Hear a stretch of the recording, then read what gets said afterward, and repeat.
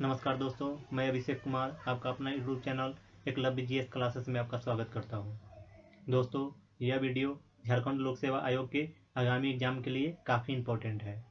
इस वीडियो में हम झारखंड के भूमि संबंधित कानून के अंतर्गत CNT एक्ट 1908 को देखेंगे। झारखंड लोक सेवा आयोग के एग्जाम में इस टॉपिक से 4 से 5 प्रश्न पूछे जाते हैं। यह CNT एक्ट 1908 का सीरीज नंबर पहला है, जिसमें हम महत्वपूर्ण तथ्यों को देखते हैं। तो चलिए हम लोग क्वेश्चन को देखते हैं। CNT एक्ट को समझने से पहले हम वहां के भूमि के प्रकार को समझ लेते हैं। तो खुटकटी भूमि यानी मुंडाओं की जमीन को खुटकटी भूमि कहा जाता है। उरांव की जमीन को भुइंहड़ी भूमि कहा जाता है। राजाओं की जमीन को राजहंस भूमि कहा जाता है। जमींदारों की जमीन को मझियस भूमि कहा जाता है और सदनों एवं गैर आदिवासियों की जमीन को कोरकर भूमि कहा जाता है। इसे MCQ निकल के आते हैं। ये क्वेश्चन पूछा भी गया है कि जमींदारों की जमीन को किस नाम से जाना जाता है, तो उसको मझियस भूमि के नाम से जाना जाता है। उरांव की जमीन को किस नाम से जाना जाता है, तो भुइंहड़ी भूमि के नाम से जाना जाता है। गैर आदिवासियों की जमीन को किस नाम से जाना जाता है, तो कोरकर भूमि के नाम से जाना जाता है। नेक्स्ट देखते हैं, छोटा नागपुर काश्तकारी अधिनियम 1908 झारखंड के कितने प्रमंडल में लागू है, इसको देख लेते हैं। तो CNT एक्ट 1908 झारखंड के 4 प्रमंडल में लागू है, जिसके अंतर्गत 18 जिले शामिल हैं। CNT एक्ट 1908 में अध्याय की संख्या कुल 19 है। इसमें धारा 271 है तथा 2 अनुसूचियां हैं। SPT एक्ट एक प्रमंडल में लागू है। इसमें 6 जिले शामिल हैं। इसमें 9 अध्याय हैं, 72 को धारा है और 2 अनुसूची है। झारखंड में अनुमंडलों की संख्या 45 है। प्रखंडों की संख्या 264 है। अधिसूचित प्रखंड की संख्या झारखंड में 132 है। नेक्स्ट देखते हैं। अब हम CNT एक्ट झारखंड के कितने जिलों में लागू है, उसको हम इस मैप के माध्यम से देखते हैं। तो CNT एक्ट झारखंड के उत्तरी छोटा नागपुर प्रमंडल, पलामू प्रमंडल, दक्षिणी छोटा नागपुर प्रमंडल और कोल्हान प्रमंडल में लागू है, जिसके अंतर्गत कुल 18 जिले शामिल हैं। एक जिला एक प्रमंडल संथाल में SPT एक्ट लागू है, जिसके अंतर्गत 6 जिले शामिल हैं। अब हम देख लेते हैं छोटा नागपुर प्रमंडल के अंतर्गत कितने जिले आते हैं। तो इसके अंतर्गत कुल 7 जिले आते हैं। इसका मुख्यालय हजारीबाग में है। पलामू प्रमंडल के अंतर्गत 3 जिला आता है। इसका मुख्यालय चाईबासा है। दक्षिणी छोटा नागपुर प्रमंडल के अंतर्गत 5 जिले आते हैं। इसका मुख्यालय रांची में स्थित है। कोल्हान प्रमंडल के अंतर्गत 3 जिले आते हैं। इसका मुख्यालय चाईबासा में स्थित है। और एक संथाल प्रमंडल है, इसके अंतर्गत 6 जिले आते हैं, जिसका मुख्यालय दुमका में है और यहाँ पे SPT एक्ट लागू किया गया है। झारखंड के कुल 10 जिले पश्चिम बंगाल से और बिहार से सीमा साझा करते हैं, जबकि इसके दक्षिण के 4 जिले उड़ीसा से और पश्चिम के 4 जिले छत्तीसगढ़ से सीमा साझा करते हैं।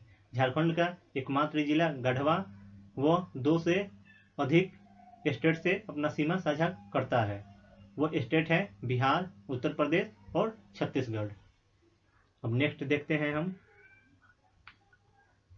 नागपुर काश्तकारी अधिनियम 11 नवंबर 1908 ईस्वी को लागू किया गया था।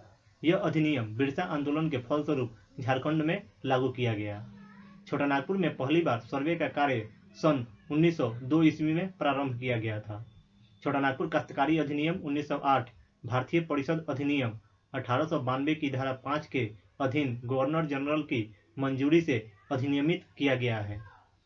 छोटा नागपुर काश्तकारी अधिनियम 1908 का ब्लूप्रिंट जॉन H. हॉफमैन ने तैयार किया था। यह क्वेश्चन पूछा हुआ क्वेश्चन है कि छोटा नागपुर काश्तकारी अधिनियम 1908 का ब्लूप्रिंट किसने तैयार किया था, तो जॉन H. हॉफमैन। एक और क्वेश्चन कि छोटा नागपुर काश्तकारी अधिनियम कब लागू किया गया था, तो 11 नवंबर 1908 ईस्वी को। नेक्स्ट देखते हैं। काश्तकारी अधिनियम 1908 मुंडारी, खुटकटी, भुइहरी और कोरकर आदि जमीन की रक्षा के लिए बनाया गया था। इसका मुख्य उद्देश्य भूमि के अवैध कब्जा को रोकना था। इस अधिनियम को बनाने के पूर्व छोटानागपुर का जत्था तैयार कराने में कुल 16 लाख रुपए खर्च आए थे।